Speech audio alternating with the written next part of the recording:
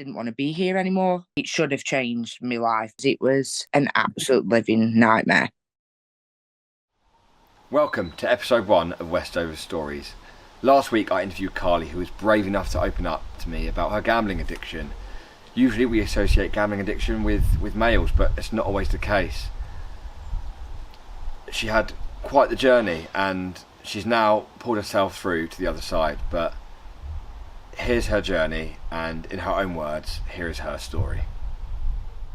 So from a very young age, bingo was like shown in my family as like a fun night out. So from a young age, like, I was always brought up in working men's clubs. I don't know if you've got them in your area, but like family clubs.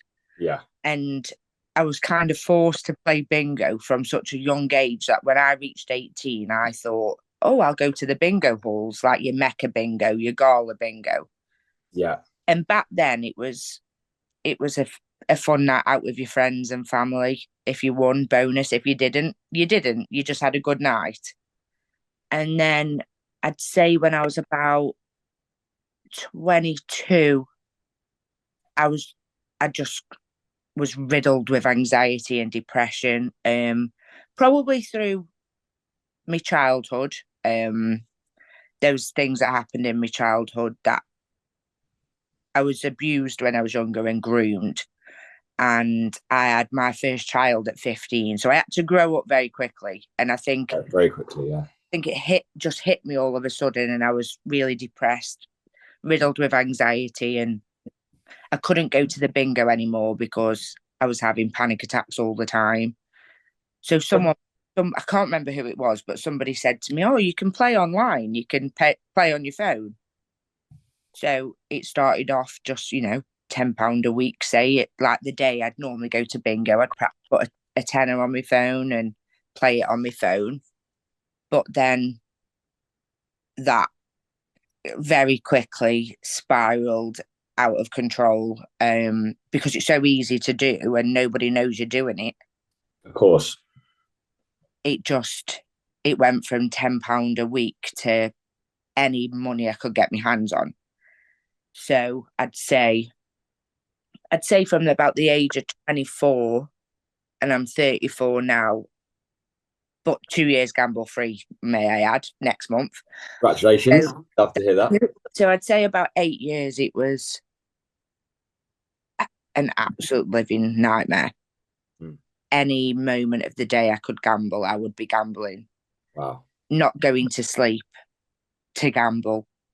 Waking up when it's payday at 2:00 in the morning, because you get paid at 2:00. Your body clock just wakes you up at that time, and within an hour, my month's money's gone. It just very, very quickly dragged me into its evilness, basically. Yeah. Like I say, so it was just so easy to do. Nobody knew I was doing it. So, and at first, I told people because it wasn't a problem, but then it took me a long time to realise it was a big problem. But the hard part coming to terms with admitting it was a problem, and the embarrassment around. Yeah, because obviously I'm a mom, and it's like, don't get me wrong, my son never went without, but he could have had so much more. And then obviously it got to the point where I was not getting any better mental health wise because of how much money I was losing and wasting and borrowing, and I just didn't want to be here anymore. I would have done anything. If I hadn't have got my son, I don't think I would be here now. Let's put it that way. Yeah. Like you said, the embarrassment, the guilt. It just got to a point where I thought, I can't do this anymore. But before that happened, I had a really, really what should have been life-changing win. And I gambled a lot back again. It was like how much it was? 150,000. Wow, what was that on bingo? No, it couldn't be. It was like honest. Oh, because it went from bingo to the slots. Yeah. Just click. Basically, you're just clicking. And I won a jackpot. And like I say, it should have changed my life, but it didn't, because I was too deep in the gambling addiction that pretty much every penny went back in again. Yeah, that's a lot of money as well. I guess that lives with you. That must always sort of be in the back of your head, like knowing that you've made them decisions. I guess it does, like it can. I guess it can take its time a little bit. Yeah, because like now I'm at the other, like the other side of it. I think, "Oh, what a stupid girl." But going to Gordon Moody and doing the rehabilitation, I was there for 5 weeks. Like you realise it is an illness, so I have to try and let go of the guilt of what I could have done with that money. Absolutely agreed. So I could sit and cry about that every day, but I've got to get on with life. I'm never going. It's never going to happen again because I'll never gamble again. Yeah, And I've just got to move on now. Luckily, my son's really understanding. Like he knows everything, and he doesn't blame me for it. All my family are quite. Now I'm at the other end of it. They're all understanding on why I did what I did. When I spent it all at the time, they couldn't believe it, but they didn't realize just how bad my addiction was. yeah, of course. And then I was playing to not even to win. I was playing through the obsession of just sitting and clicking. I didn't care if I won or not. It was just so appealing, the lights, the noise, the thrill. And it's an escape from reality. And I wasn't dealing with life. It was just, like I say, it was just gambling. So one day I just thought, I don't want to be here anymore. Scared myself that much that I ended up calling an ambulance. They came out to me, sat with me for about half an hour just to calm me down. And then I thought, right, I can't do this anymore. So looked on the internet, found Gordon Moody, and within 3 weeks I was in rehab. And that was October 2 years ago. So You've done amazing by looks and yeah, sound. So obviously, amazing, amazing you got through that. And I guess what sort of breaks you makes you stronger, if I'm right. absolutely. Absolutely. It was the hardest but the best 5 weeks of my whole life. Yeah, they seem great. Obviously, I've been working with them. They seem like such a great charity that they do so much for people, and they really go the extra mile. And they do house women as well, I believe. Yeah, well, I believe it's changed now. So when I was in rehab, there was only 6 women at a time. So obviously it was all women. And we were like in just like a normal terraced house, but it had been adapted obviously for our needs. But the new building was being done at the time. So I went to the opening day of the new rehab centre for the women. It's absolutely amazing. For starters, the rooms, the living, it's absolutely fantastic. But I Yeah, believe they can have more women now, and it's kind of like rolling. If you're not quite ready to go home, I believe you can stay on now, which I think is fantastic. Because I don't think I was ready to come home. Well, I was, but uncomfortable. I think it was that you're in rehab and you're in a bubble and you've got your support and you've got all the other ladies that are going through it with you. And I think you get scared that you're just going to get complacent as soon as you get home again. Yeah, does it become a very? It's like a comfort zone, isn't it? Absolutely, yeah. Like being in rehab was the first time in 8 years I hadn't had to lie to anybody. And I'm not a natural liar, but when you're a gambler, well, I suppose with any addiction, you become a very good liar. So, Yeah, but being in there, I didn't have to lie once about anything. So it was just pure honesty from start to finish. And me and the girls I was in with are still very good friends now. So I can imagine that you do make some really good connections in there, and you're all going through it together. So you yeah. ride that wave together, don't you? Well, 5 weeks, 24 hours a day with someone's a long time. So yeah. Um, wow, that's an incredible journey and a story you've got. Like I said, I'm really glad you've come out the other side.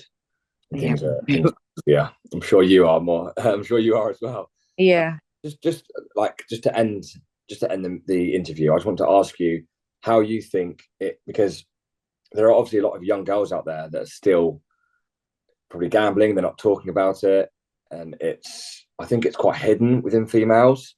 Absolutely. Because I think even if you're not a mum, you still think as a woman, like you've got to be the one to keep it all together and you've got to keep the house and you've got to, you know, I think if a man turned around to somebody and said, "Oh, I lost 500 quid in the bookies," they'd go, "Oh, did you?" But if a woman said, "I'd lost 500 quid in the bookies," it's like massive shock, you know. There'd be jokes and judgment, I think. Yeah, well, when I came out of rehab, because before I went in, I didn't tell anybody I was going. Well, only close family. And when I come out, I was so proud of myself. I put a big post on Facebook just saying, "Luke, this is where I've been." I was ashamed. I'm not anymore. I'm really proud. If there's anyone that needs any help, just message me. And I've had quite a few messages actually, and I do believe one girl has gone or going through Gordon Moody rehab. So Right. if I if I can help one person, then I'm happy with that. Yeah. What advice would you, if you could sort of imagine I'm a young female that's just started going to bingo or that's just started gambling on her phone? Sorry, a young female. I'll say that again. So, what would be your message? Imagine I'm a young female that's gambling on their phone, and I'm going to bingo, and maybe I'm falling into a slight hole that I may not be able to get myself out of. What advice would you give me? Boundaries, definitely boundaries. Like know your limits, know how much you can afford. Are you doing it for enjoyment or are you doing it because you have to do it? There's a difference, and always reach out for help. Gordon Moody, especially, like don't hide it. Just be on top of it as quick as you can, really. So that phone call, that reaching out is so important, and I know it doesn't stop instantly the addiction or the mental health issues and stress, but it's a start. It's a start. It's how you get your life back, right? Yeah, definitely. I'm speaking to a lady now that I've known her for years and I never ever knew she had any type of addiction. And she's just opened up to me that she's got a gambling addiction, but she is still in a bit of denial about it. So she's not ready for that full help yet, but she knows I'm there and I will push her in the right direction as soon as she's ready. She's not ready. I've tried to speak to her, but she is still in a bit of denial that it's not as big of a problem as it is. Yeah. So it's just knowing your limits, knowing you're putting boundaries in place. You can block your bank card if you don't want, from apps. And I've got an app on my phone that I can't even Google anything to do with gambling. So there's tools in place, and just reach out for help. Just that's all I can say, really. There's a lot of I'm not sure if enough is done around the advertisement side of things when it comes to gambling companies, because every time you go past a bus stop or it's always it's everywhere. Even the lottery. I don't think I've seen a single advert that says don't gamble. Yeah. Good Moody needs to be on an advert. Yeah. Do you know what I mean? Yeah. There's nothing that it always says at the end. Full tech. When the fun stop. It doesn't work like that. Yeah. No one's gonna read that and go, "Oh, actually that's gonna." They do that because they've got to do that. That's their legal. Yeah, of course. Fix, isn't it? There needs to be adverts like Gordon Moody, because I didn't realise before going to rehab just how many adverts there is everywhere. Obviously, coming out the other side, I suppose I didn't really pay attention before because I spent my whole time gambling. But coming out the other side of it all, every other advert is gambling. Going to watch, like my brother plays professional football, just going to football, there is gambling adverts everywhere. And all I want to do is go and watch my brother. do you know what I mean? So it's everywhere, and there needs to be something on the flip side. Don't do it. Come to us, After speaking with Carly, it's made me realise what an incredible journey she's had. She's incredibly strong, and to get through what she did is fantastic. And I wish her all the best for the future. If you're out there and you're watching this and you've got a gambling problem, please reach out to people because you are not on your own. Carly was essentially right at the bottom and she didn't want to be here anymore. But Gordon Moody, the charity, were amazing and they gave her so much support every step of the way. You haven't got to fight the war on your own. There is an army behind you at the ready. Don't do it alone. Thank you for watching episode 1 of Westovers Stories. I've got lots of interviews coming up and I can't wait to share more amazing stories with you, and hopefully we can raise some positivity in the world and make a difference on people's lives, because everyone's got a story and some stories are really, really worth telling and deserve telling, just like Carly's story. If you're a young woman, or even if you're a male, it doesn't really matter your age, get some help, reach out. If you can, reach out. There is help out there. Gambling is dangerous and it causes more sorrow than happiness. I can assure you that. Thanks for watching. Until next time.